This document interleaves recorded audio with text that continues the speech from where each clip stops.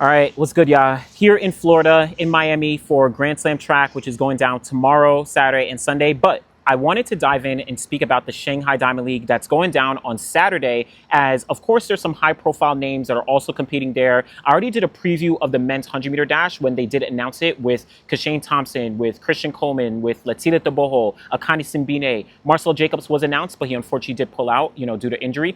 But I wanted to talk about, of course, the men's 100-meter dash very quickly, implications, what it might mean as we look forward to 2025, and then also a few other events that are also notable on the Diamond League schedule that have some, high-profile names and some good storylines there as well. But of course, this men's 100-meter dash, I think it's been a great topic of conversation, specifically because of Kishane Thompson, where he runs very infrequently. Last year in 2024, prior to him getting that silver medal in the 100-meter dash at the Olympic Games, in total, I think he had run, seven individual 100-meter races, 3 rounds at Jamaican Trials, 3 rounds at the Olympic Games, and then 1 100-meter dash race at the Hungary Continental Tour. He did run like 50 meters prior to Jamaican Trials in a race, but he pulled up, with a cramp or whatever it may be. So he is someone who doesn't race frequently. At the top of 2025, we've seen him run, 60-meter dash races outdoors, 60-meter dash races indoors in Kazakhstan, but he pulled out of the World Indoor Championships.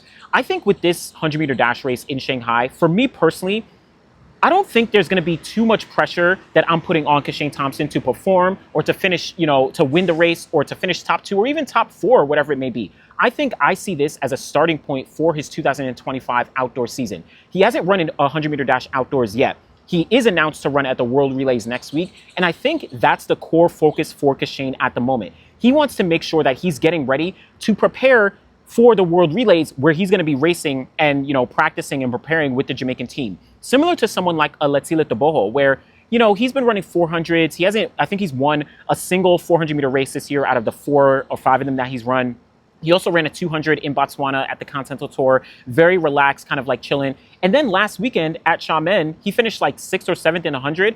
I think all of this is simply preparation for the major focus where they have to qualify their teams to the World Championships in the relay. So World Relays, which is next week in Guangzhou, that's what I think they're looking at.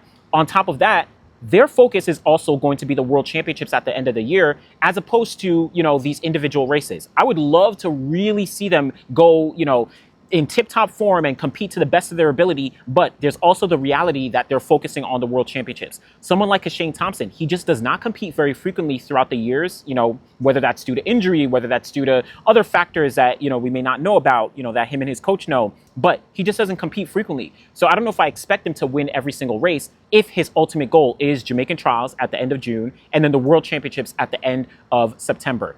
Obviously, it's worked for him in 2024. 7 races, got him the silver medal at his first ever global championships. He's looking to step that up and get gold. Now, I don't know if he's looking for redemption, or I don't know if it's like, oh, he needs to get back at. No, I just think that Kishane Thompson really wants to progress his season in a way that's going to put him in the best position to win a gold medal. Now, there's going to be many people who look at Kishane in this race and say, oh, you should have won, or oh, you need to run 9.8, or oh, you need to run but I think those are unrealistic expectations for his first 100-meter race of the year and for a very long season for someone who just doesn't compete frequently. So no high expectations personally for Kishane Thompson here. I suspect that he'll run something in the 10 flat range, similar to like we saw with a lot of guys last week. 10 flat. If he dips under 10, that's a very, very good indicator, but I don't expect him to do that. Similar with Letsile Tebogo, I don't know if I expect him to run under 10 seconds here either. I don't know if I expect him to win this race either. I just think he's going through the motions, preparing. He's one who has no, trials to prepare for. His only focuses this year are the World Relays, which is next week for his team of Botswana, and then the World Championships at the end of the year. His ultimate goal is getting on top of the podium in the 100 and the 200. So long-term strategy for Letsile Tebogo, as well as maintenance and strategy for Kishane Thompson. Then you do have someone like Christian Coleman, who this I don't think is a big indicator of what he may or may not need to do as we look forward. He got 4th place in Xiamen last week behind Akani Simbine, Fernando Munyala, Jeremiah Azu, and he ran like 10.18 seconds. But I think he's also working with a long-term plan for the season. USA's is at the top of August. I think it's July 31st to August 2nd or 3rd. So we have a long way to go before Christian Coleman needs to be in tip-top shape. Now, to be fair, he does need to make sure he's on top in really great form because we saw him miss the Olympic team last year, finishing 4th behind Noah, Kenny B, and Fred Curley. We also have seen a couple other guys kind of stepping things up who could potentially deny him a spot, whether that's Christian Miller, the newly minted pro, recent high school kid. Who else do you have? You have Courtney Lindsay, you have Kyrie King, you have all these guys who have been really in the mix, putting some pressure in the 100-meter dash, also are extremely hungry. Christian Coleman is going to have to contend with them. Of course, he's moved down to Dennis Mitchell. He's in a new training situation. This is his first time not running an indoor season. But long-term, plans and strategy for him, for his focus of 2025. So we'll see.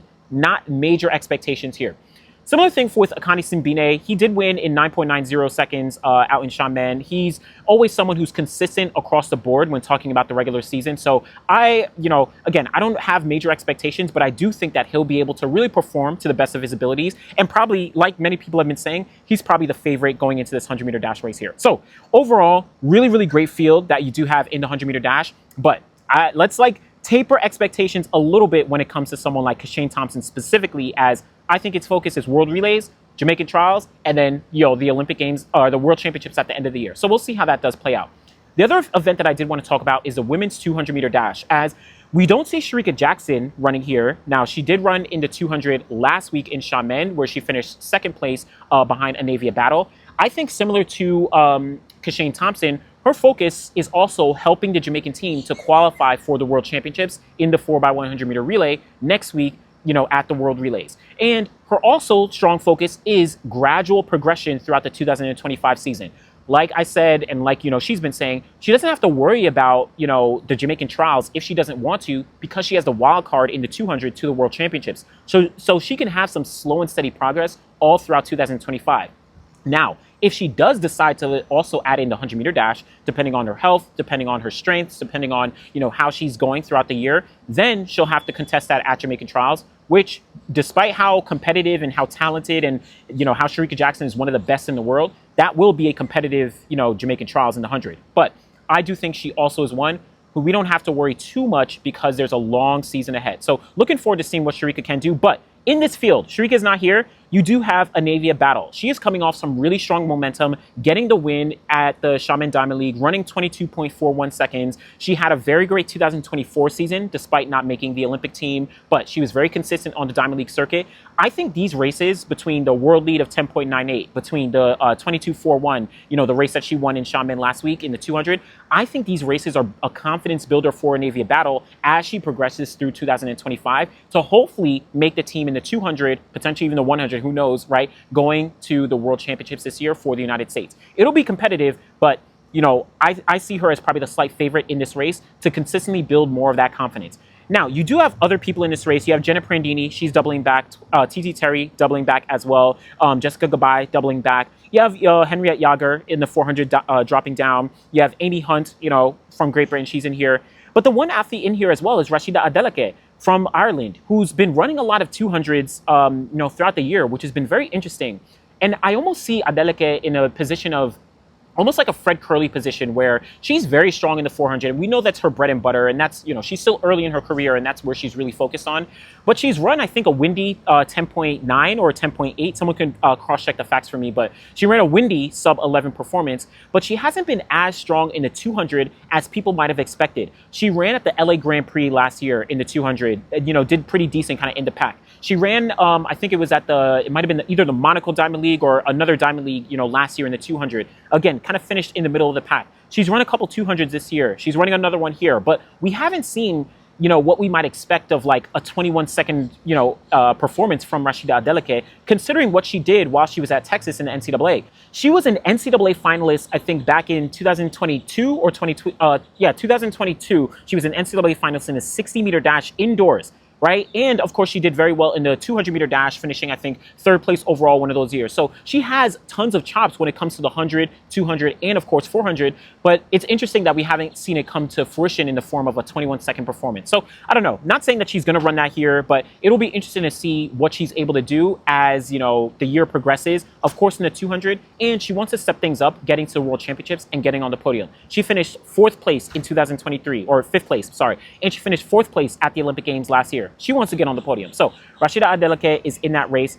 Also, shout out to the men's 400 meter hurdle, 400 meter race where we have Quincy Hall. He's opening up his season here, where it's interesting. Pulled out a Grand Slam track. You know, said there was just mutual agreements with Grand Slam and Quincy Hall, despite him being a racer. But he's opening up his season here. He's, of course, the Olympic champion in the 400. He's, you know, coming off running 43.40 seconds, becoming one of the fastest men in history. We'll see how he does kind of start off his 2025 season.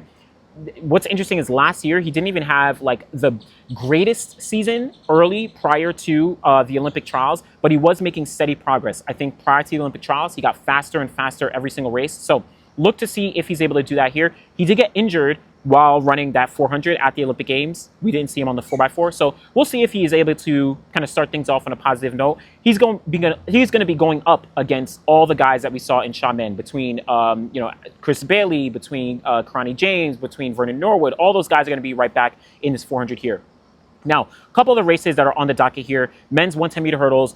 Grant Holloway, he's not in this race in Shanghai, though he did run in Xiamen. We saw that he kind of landed incorrectly on the off the 7th or 8th hurdle or so, or maybe the last hurdle, and he, you know, just kind of like let things go, and he went all the way back to last place. So, you know, Grant Holloway is not going to be in here. I hope that he's healthy. Check out the video that I did on my, you know, all-time rankings of the men's 110 meter hurdles. I put him number 2 all time. I know that list was controversial. Shout out to Ronaldo Nehemiah, you know, but all that to say, there's a pretty good field here. Orlando Bennett, Rashid Broadbell.